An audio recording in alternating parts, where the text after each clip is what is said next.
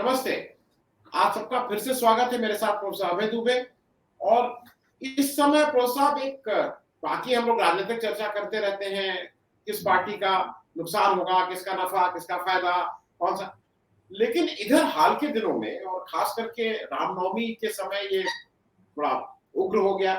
चल तो बहुत दिनों से रहा था, कभी हिजाब की बात, कभी इसकी बात। किस दिन कहाँ मटन मिलेगा, कहाँ नहीं होगा, जेएनयू में भी विवाद कि ये खाना बनेगा या नहीं बनेगा। लेकिन इधर देखा गया कि जो रमजान का महीना और खास करके रामनवमी के समय एकदम से वो सांप्रदायिक जो चीजें वो बहुत भड़क गई। और कोई कहता है कि मैं तो मस्जिद के आगे हनुमान चालीसा पढ़ूंगा, कोई कहता है कि मैं 5 बार पढ़ूंगा, इत्यादि इत्यादि। और जो है, मैं जो हिंदू हूँ, जिस हिंदुइज्म को मैं प्रैक्टिस करता हूँ, उसमें सत्संग संभाव की बात है। उसमें किसी को दूसरे को चोट ना लगे, इस तरह की बातें हैं। पहली चीज ये कि ये देश में अभी आपको नहीं लग रहा है कि एकदम से एक नई तरह की कुछ इसको क्या बोलेंगे, ये दुख की देखिए, बात है। शुरू में मुझे भी आनंद जी शुरू में मुझे भी ताज्जुब हुआ था। भारतीय जनता पार्टी ने अभी 5 राज्यों के चुनाव में बेहतरीन प्रदर्शन किया था। पंजाब को छोड़कर बाकी सभी जगह उसका प्रदर्शन एक तरह से उसकी आशा से भी आगे चला गया था।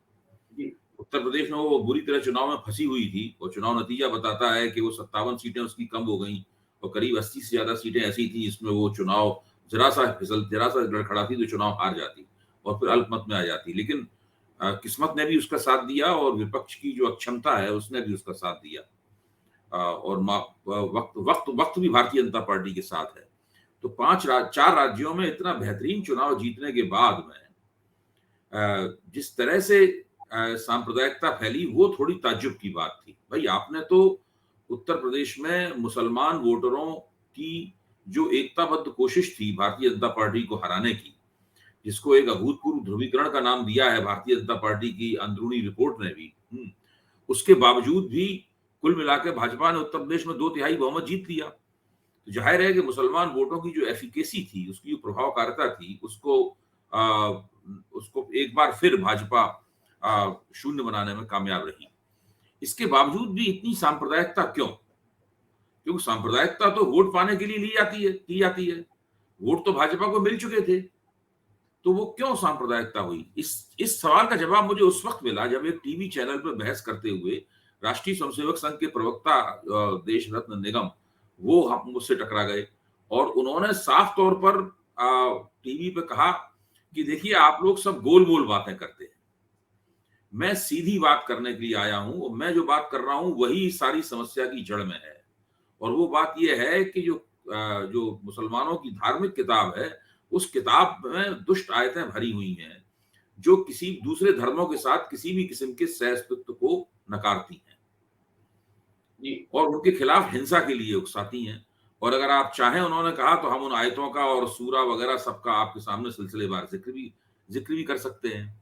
तो जब तक ये दुष्टता, ये धार्मिक धर्मशास्त्रीय दुष्टता मौजूद रहेगी, उस समय तक ये सांप्रदायिकता की समस्या इसी तरीके से बनी रहेगी। ये समस्या की असली जड़ यहाँ पर है। तो मैंने पहली बार संघ के किसी प्रवक्ता को इस तरह की बात करते हुए मोटे तौर पर सुना। पहले भी उनकी तरह तरह की बातें वो करते थे और उसमें इस तरह की बातों का इशारा भी था, लेकिन जिस केंद्रित रूप से उन्होंने कुरान के ऊपर हमला किया है, उससे मुझे लगता है कि वो सांप्रदायिक राजनीति को और हिंदू राष्ट्रवाद के निर्माण को एक नए मुकाम तक ले जाना चाहते हैं। जी, क्योंकि और उस ये नए जो मुकाम तक ले जाने के लिए जरूरी था कि इस तरह की बहुत सारी घटनाएं होती जिनके जरिए आप इस तर्क को मजबूती के साथ में पेश कर पाते। जी। जी। मैं एक चीज प्रोफेसर दुबे ये भी समझना चाह रहा था कि जैसे अयोध्या में 2 दिन पहले एक हुआ, और वो एक सोची समझी वो थी, जिसमें वो कौन हिंदू योद्धा संगठन उन्होंने अपना नाम दिया हुआ था, मिश्रा जी उसका करता धरता थे। उसमें एक प्रजापति जी को छोड़ के बाकी सब अपर कास्ट हिंदू थे। और मस्जिद के पास जाके गोश्त फेंकना और जो भी उनकी कुछ किताब है उसके पन्ने फाड़ के फेंकना, इस तरह का फेंकना। और उसके बाद उनको पकड़ तो लिया गया है, 4 लोग वो हैं। अब इसके दोनों पक्ष हैं। एक तरफ ये है कि भाई योगी जी ने जिस तरह से रिएक्ट किया है, तो कभी-कभी लगता है कि शायद राजधर्म का पालन कर रहे हैं। लेकिन दूसरी तरफ ये भी है कि बाकी लोगों के ऊपर बुलडोजर चला दिया जाता है अगर वो गायब हो या उनके घर की कुर्की हो। यहाँ पे उस तरह का कोई एक्सट्रीम पोस्टर नहीं लिया है। तो इन लोगों का जो ये भड़काने वाला काम कर रहे हैं, इनको स्टेट कैसे हैंडल कर रही है? देखिए, भाजपा बड़ी कुशलता से चल रही है। एक तरफ तो भाजपा वाले जो राज्य हैं, उसमें वो लोग किसी भी तरीके से दंगा नहीं भड़कने देंगे और वो कोशिश करेंगे कि वहां पर वो दंगे को दबाते हुए दिखें या दंगे की संभावनाओं को और निरस्त करते हुए दिखें। जब जिस तरह आदित्यनाथ जी ने हिंदू मंदिरों के ऊपर भी ये लाउड स्पीकर उतरवाए हैं या उनकी आवाज कम करवाई है वगैरह वगैरह, तो जिस तरह के जो काम हुए हैं उससे भाजपा को इस प्रकार का एक तर्क भी मिलता है, देखिए हम तो ये भी कर रहे हैं। लेकिन दूसरी तरफ भाजपा ने टीवी चैनलों को एक एडवाइजरी भी जारी की है। उस एडवाइजरी में उन्होंने लिखा है कि भाई आप भड़कावे वाले शीर्षक ना बनाएं। तो एक तरफ तो ये भी काम भाजपा कर रही है, भाजपा सरकार भी कर रही है, केंद्र सरकार भी एडवाइजरी जाहिर करके सूचना प्रसारण मंत्रालय इसके अंदर शामिल हो गया है और आपने आदित्यनाथ सरकार का उदाहरण आपने दिया ही। दूसरी तरफ उसी के संगठन और उसी के प्रवक्तागण इस तरह की भाषा बोल रहे हैं जिसके बारे में अभी मैंने आपसे जिक्र किया, और हिंदू के नाम पर राष्ट्रीय स्वयंसेवक संघ की नहीं, उसके बाहर के दायरे में एक अनौपचारिक दायरा, एक तो कुछ उनके औपचारिक संगठन है और एक अनौपचारिक दायरा है जिसके अंदर कुकुर मुत्ते की तरह नए नए संगठन हमेशा पैदा होते रहते हैं और कुछ दिनों बाद उन संगठनों का नाम भी नहीं आपको सुनाई पड़ता है। इसी तरीके से उन्होंने एक और तरीका 2014 के बाद बना रखा है कि वो हर 6-7 महीने के बाद में एक नया मुसलमान विरोधी मुद्दा लेकर सामने आते हैं और आप देखिए कभी वो घर वापसी की चर्चा करते हैं, कभी वो लव जिहाद की बात करते हैं, कभी नवदुर्गा के दौरान मांसाहार की चर्चा करने लगते हैं, कभी धर्मांतरण का सवाल आ जाता है, कभी घर वापसी की बात होने लगती है, सीए नागरिकता वाला प्रश्न भी आ जाता है बीच में। तो ऐसे कोई 6-7 महीने नहीं गुजरते जबकि एक नया मुद्दा ना आ जाता हो और फिर जादू की तरह वो मुद्दा गायब भी हो जाता है। जी। और फिर जब गोरक्षा वाला सवाल जब चाहते हैं तब उस मुद्दे को फिर से सामने ले आते हैं। तो ये सब चीजें एक बड़ी ही एक रैंडम किस्म की कुशलता है ये। इसके अंदर आप चाहें तो एक पैटर्न ढूंढें तो पैटर्न एक मिलता जरूर पैटर्न है, लेकिन वो पैटर्न भी काफी रैंडम किस्म का पैटर्न है और पिछले 8 साल से लगातार ये सिलसिला चल रहा है। तो एक लो इंटेंसिटी कॉन्फ्लिक्ट वाली पॉलिटिक्स जो है वो ये लोग चला रहे हैं। इस पॉलिटिक्स को जब चाहें तब ये लोग शिखर पर पहुंचा सकते हैं, जब चाहें तो उसको बंद कर सकते हैं, जब चाहें तो अपने सारे सांप्रदायिक एक्टरों को बदलू खिलाड़ियों की तरीके से बेंच पे बैठा सकते हैं और मतलब जहां उनके पक्ष में सुप्रीम कोर्ट का जजमेंट जाएगा वहां ये कहेंगे कि देखिए सुप्रीम कोर्ट के जज लाहौटी ने ये फैसला दिया था कि ये नहीं होना चाहिए, मस्जिदों के ऊपर लाउड स्पीकर नहीं लगने चाहिए ना, ये फैसला दिया था। और उसी सुप्रीम कोर्ट के खिलाफ राष्ट्रीय स्वयंसेवक संघ वाले रामलीला मैदान भर चुके हैं कि राम मंदिर पे सुप्रीम कोर्ट क्यों नहीं हस्तक्षेप करता। और सर कार्यवाह ने उस पूरे कार्यक्रम को संबोधित किया था संघ के, वो संघ का अधिकृत कार्यक्रम था। तो जब चाहते हैं तो सुप्रीम कोर्ट की मदद लेने लगते हैं, जब चाहते हैं तो सुप्रीम कोर्ट के खिलाफ आंदोलन भी करने लगते हैं। वो ये जो पूरी युक्तियां हैं और पूरी राजनीति है, इसको जरा ठंडे दिमाग से समझने की जरूरत है और उसी तरीके से इसको डिकोड करने की भी जरूरत है। ये सब बहुत आसान मामला नहीं है इस पूरी बात को समझना। अब आप देखिए पंजाब में क्या हो रहा है, आप देखिए ये तो आप उत्तर भारत के पंजाब में क्या हो रहा है, पटियाला में क्या हो रहा है। पटियाला में हिंदू संगठन और जो इनको पंजाबी में कहते हैं गरम ख्याल जो सिख संगठन है, उनके बीच में हिंसा हो रही है पटियाला में 2 दिन से पिछले, और वहां पे आम आदमी पार्टी की सरकार है और इसीलिए तमाम सोशल मीडिया पे ये कहा जा रहा है कि ये खालिस्तान समर्थक सरकार में देखिए क्या हो रहा है, यानी उस सरकार को खालिस्तान समर्थक सरकार ये करार दे रहे हैं। न तो कांग्रेस की सरकार के खिलाफ ऐसा बोलते थे, न ही ये कभी अकाली दल की सरकार के खिलाफ ऐसा बोलते थे, उसमें तो खुद भी शामिल रहते थे।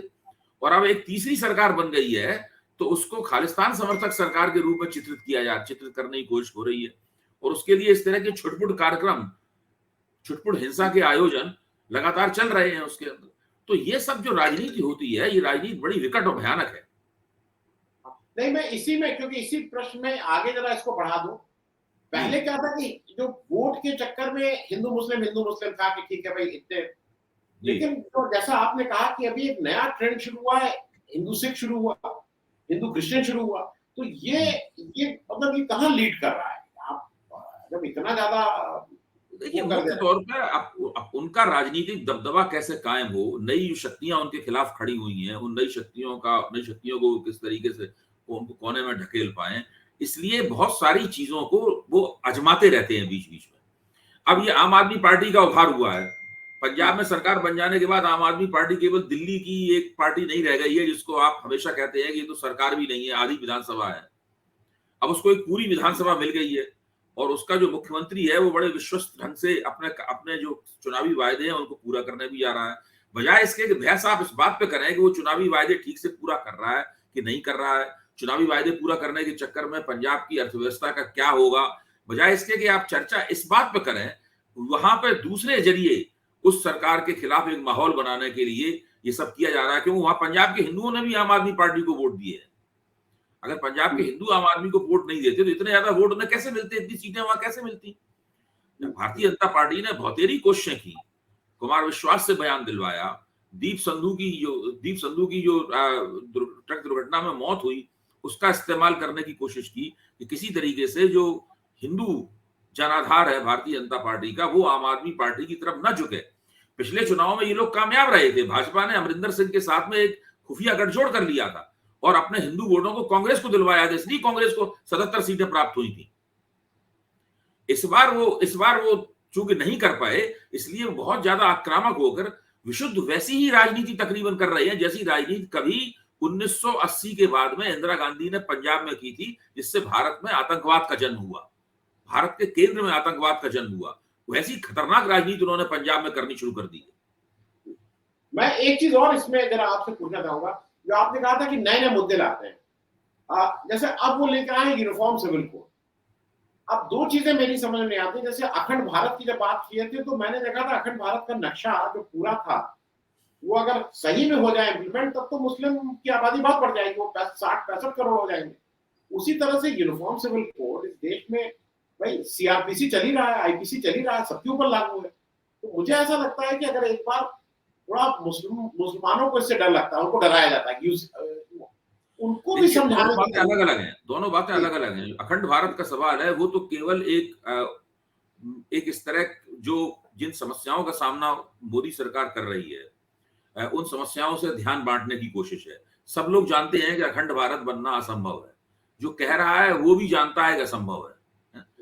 वो तो सिर्फ इसलिए है कि भैया महंगा, वो तो बहुत दिनों से भाजपा के लोग कह रहे हैं कि कोई नरेंद्र मोदी ने दाल के दाम कम करने के लिए और प्याज के दाम कम करने के लिए शपथ थोड़ी ना ली है। नरेंद्र मोदी ने तो पाकिस्तान ऑक्युपाइड कश्मीर को, पाक अधिकृत कश्मीर को भारत में मिलाने के लिए प्रधानमंत्री पद ग्रहण किया है, तो वो अखंड भारत की प्रक्रिया वहां से शुरू होगी। तो इस तरह की बहुत सी बातें की जाती रहती हैं, इसलिए मैं उन बातों को गंभीरता से नहीं लेता। लेकिन जो दूसरा मुद्दा आपने उठाया, यूनिफॉर्म सिविल कोड का मसला, वो महत्वपूर्ण है और थोड़ा पेचीदा किस्म का है। संविधान सभा ने वायदा किया था कि भाई जो समान नागरिक संहिता बनेगी और इस काम को जो गैर भाजपा सरकारें थी, जो लंबे अरसे तक भारत के ऊपर 60 साल तक शासन उनका रहा और हर तरह का न केवल कांग्रेस का रहा बल्कि गैर कांग्रेस सरकारों का भी शासन रहा, उनको चाहिए था कि वो देश को समान नागरिक संहिता की तरफ ले जाते और ये एक सेकुलर कार्यक्रम की तरह, एक उदारतावादी कार्यक्रम की तरह, एक लोकतांत्रिक कार्यक्रम की तरह, एक आधुनिक कार्यक्रम की तरह लोगों के सामने आता। इन लोगों ने ये किया नहीं। अब इसको भारतीय जनता पार्टी कर रही है और भारतीय जनता पार्टी जब किसी काम को करती है तो उसमें अनिवार्य तौर पर सांप्रदायिक पहलू पैदा हो जाते हैं उसके अंदर। ये कार्यक्रम दरअसल उन लोगों को करना चाहिए था जो भाजपा को सांप्रदायिक राजनीति के कारण भाजपा की आलोचना करते हैं और उनके पास इसका पर्याप्त मौका था, पर्याप्त समय था करने के लिए। उन्होंने इस प्रक्रिया को चलाने से बार बार इनकार किया और लगातार इसको ठंडे बस्ते में डाले रहे। आज भारतीय जनता पार्टी वही काम करने पे आमादा है, लेकिन उसमें भाजपा के सामने भी बहुत सारी पेचीदगियां आई हैं, क्योंकि जो हिंदू विवाह कानून है, हिंदू विवाह कानून भी स्त्रियों के पक्ष में बहुत ज्यादा नहीं है, उसमें भी बहुत सारी समस्याएं हैं। केवल मुस्लिम विवाह कानून ही नहीं है ऐसा जो कि स्त्री विरोधी हो, हिंदू विवाह कानून के अंदर भी बहुत सारे स्त्री विरोधी पहलू हैं। जब इस कानून को बदला जाएगा, और भले ही किसी भी तर्क के आधार पर बदला जाए, तो इस कानून को बदलने के खिलाफ बहुत सारे हिंदू शक्तियां भी सक्रिय हो जाएंगी। तो इसमें देखना पड़ेगा हम लोगों को कि इसमें जो राजनीतिक बहस है और जो कानूनी बहस है और जो संविधानगत पहलू हैं, वो सार्वजनिक जीवन में किस तरीके से संसाधित होते हैं। मैं प्रोफेसर थोड़ा सा इससे एक और, क्योंकि एक नई बहस पिछले 2-3 दिन से और शुरू की गई है और जानबूझ के प्रायोजित है। मोदी जी ने एक कोविड की जो मीटिंग बुलाई और वो कोविड के लिए कैसे लड़ना था, उसके बजाय वो उसमें विपक्षी जो चीफ मिनिस्टर थे उनके ऊपर दोष, विपक्षी नहीं बोलना चाहिए, मतलब जो दूसरी पार्टी के चीफ मिनिस्टर थे नॉन बीजेपी, उनके ऊपर दोषारोपण देने लगे कि मतलब क्या क्या कैसे महंगाई बढ़ रही है या डीजल पेट्रोल के दाम नहीं कम किए, लोगों को कष्ट है। ये सब देखने से लगता है कि उनकी सोची समझी रणनीति है कि इन्फ्लेशन मतलब महंगाई बढ़ रही है और उसका किसी के सिर पे ठीकरा होना है। देखिए, बार-बार उनके प्रवक्ता, भाजपा के प्रवक्ता साफ तौर पे कहते हैं कि सारी गड़बड़ी राज्य सरकारों के कारण है। और उसका एक तर्क है उनके पास। वो ये चाहते हैं कि जो अर्थव्यवस्था चूंकि संभल नहीं रही है और आर्थिक समस्या लगातार जैसे जैसे संगीन होती जाएगी, वैसे वैसे मोदी सरकार के खिलाफ एंटी इनकम्बेंसी जमा हो जाएगी। उसको एक सीमा से ऊपर जमा करने से इनको रोकना जरूरी है, वरना उसका प्रबंधन करना इनके लिए मुश्किल हो जाएगा। इसलिए वो लगातार ठीकरा जो है वो राज्य सरकारों की तरफ फोड़ रहे हैं कि उन्होंने मान लीजिए जो ड्यूटीज तो कम की हैं, लेकिन उन्होंने वैट कम नहीं किया। यानी इनका आरोप ये है कि आपने केंद्र सरकार को जो आमदनी होती थी उस आमदनी को तो काट दिया, लेकिन जो राज्य सरकार को आमदनी होती थी उस आमदनी को आपने कम नहीं किया। इस तरह से करके वो राज्य सरकारों को उड़ाना दे रहे हैं। तो अब दूसरी तरफ जो गैर भाजपा सरकारें हैं, खासतौर से दक्षिण भारत की सरकारें, क्षेत्रीय शक्तियों की सरकारें, उन लोगों ने भी संघवाद के सवाल पर सरकार के खिलाफ मोर्चा खोल दिया है। आज की ही प्रमुख खबर ये है। तो ये राजनीति अभी चलेगी काफी लंबी। भाजपा बिल्कुल कांग्रेस के लहजे में, किसी जमाने में कांग्रेस जिस तरीके से बातचीत करती थी उसी भाषा का इस्तेमाल करते हुए राज्य सरकारों पर आरोप लगाएगी कि वो भारत के केंद्र सरकार के हितों के खिलाफ काम कर रहे हैं। भारत सरकार की हितों की, भारत के सच्चे हितों की नुमाइंदगी तो केंद्र सरकार के हाथ में है और राज्य सरकारें उस नुमाइंदगी को ठीक से करने में विघ्न डाल रही है। इसीलिए हर जगह डबल इंजन की सरकार होनी चाहिए। केंद्र में भाजपा की सरकार होनी चाहिए और राज्यों में भी भाजपा की सरकारें होनी चाहिए। तो इस प्रकार के तर्क को लगातार ये लोग सामने रखते हैं और ये प्रक्रिया अभी चलेगी। इनके खिलाफ जो पेशबंदी है, ये पेशबंदी भी चलेगी और ये प्रक्रिया इस तरह चलती रहेगी। मैं खत्म करने से पहले अंतिम प्रश्न पूछ लूं, आपका एक सबका आज एक कमिटमेंट है कहीं और देखिए मैं प्रोग्राम अभी कर रहा हूँ, भेज दिए बस मैं उसको जी मैं इसको संक्षेप में आपका आखिरी प्रश्न, क्योंकि ये प्रश्न ऐसा है जिसका ना इन सब चीजों से लेना देना है, लेकिन राजनीति से लेना देना, और बिना राजनीतिक प्रश्न जो शुद्ध राजनीतिक हो ये आप से बात पूरी नहीं होगी। ये जो अभी पिछले दिनों हुआ उसको संक्षेप में जरा समझा दीजिए और उसके बाद हम लोग क्लोज करेंगे। ये जो पीसी और कांग्रेस की जुगलबंदी कुछ दिन चली, वो कोर्टशिप चली, वो जाएंगे नहीं जाएंगे, ये प्रेजेंटेशन वो प्रेजेंटेशन, अल्टीमेटली हुआ कि वो नहीं जा रहे हैं या वो नहीं ज्वाइन करेंगे। ये क्या था, मतलब इसको संक्षेप में देखिए। अगर एक देखिए, सबसे पहले तो समझने की बात है कि बंगाल चुनाव के बाद खुद सोनिया गांधी ने प्रशांत किशोर को निमंत्रित किया था कि वो आए और कांग्रेस की समस्याओं का अध्ययन करें और उसका हल सुझाएं। प्रशांत किशोर ने धीरे धीरे कई दौर की बातचीत के बाद में 500 से ज्यादा स्लाइडों का उनके सामने प्रेजेंटेशन किया। अब वो स्थिति जो है वो उन्होंने एक एम्पावर्ड ग्रुप बना दिया और कहा आप उसके सदस्य बन जाइए, उन्होंने फिर मना कर दिया उसका। देखिए, जो व्यक्ति इतना बड़ा काम, इतना बड़ा आश्वासन लेके जा रहा है, उसको जिस तरह की हैसियत चाहिए पार्टी में, उस तरह की हैसियत उनको देनी चाहिए थी। और उसमें उन्होंने जो कंजूसी बरती है उसकी वजह से वो उन्होंने उन जाने से इनकार कर दिया। लेकिन इसमें सबसे ज्यादा सकारात्मक बात यह है कि दोनों के बीच में जो अलगाव हुआ है वो एमिकेबल हुआ है, उसमें मित्रतापूर्ण हुआ है, उसके अंदर कोई अभी कड़वाहट पैदा नहीं हुई है। तो मुझे लगता है कुछ दिनों बाद ये प्रक्रिया फिर से चलेगी और प्रशांत किशोर फिर से कांग्रेस के साथ जुड़ेंगे। मुझे इसमें संभावनाएं नजर आ रही हैं। चलिए, बहुत बहुत धन्यवाद प्रोफेसर साहब ज्वाइन करने के लिए। और अगले हफ्ते, क्योंकि जितने तेजी से घटनाक्रम चल रहा है, ईद आ रही है और ईद आ रही है और एक मतलब हम सब लोगों को एक खतरा लगता है ना, कुछ संगठन कह रहे हैं कि हम 2 तारीख की रात में, ईद से 1 दिन पहले हम जगराता करेंगे, और कोई कह रहा है हम देवी जागरण करेंगे, इत्यादि इत्यादि। तो ये भगवान करे कि सद्बुद्धि आए उनको। ये सब हम सब लोग हिंदू हैं, और हम लोग के हिंदुत्व में दूसरे को दुख देके या नफरत देके हम लोग का धर्म नहीं चलता है। दूसरे को खुश रख के और अपनी तरफ से कुछ देके हमारा धर्म चलता है। बहुत बहुत धन्यवाद। जी, नमस्कार।